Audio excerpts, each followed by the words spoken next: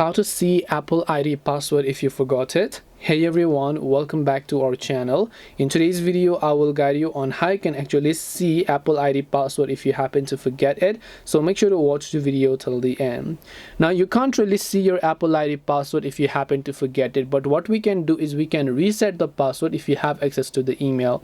So just go ahead and tap on the settings application and tap on the Apple ID profile, tap on sign in and security, and make sure to verify with your Face ID or maybe your current Apple ID password.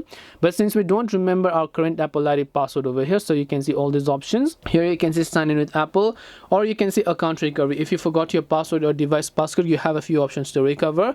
Tap on it and then just make sure to recover your data if you'd like that, or you can tap on change password, and then we don't remember the current passcode, so first we'll enter our iPhone's passcode here. You can also actually change your password of Apple ID using the iPhone's passcode, so you don't need your Apple ID password or need to reset it. If you remember your iPhone's passcode, you can still ask me to enter the new password to verify the changes, and this way you should be able to go ahead and then basically change your and see your Apple ID password if you forgot it. Hope this video was helpful. If you have any questions, feel free to leave them down. Thank you for watching and see you in the next video.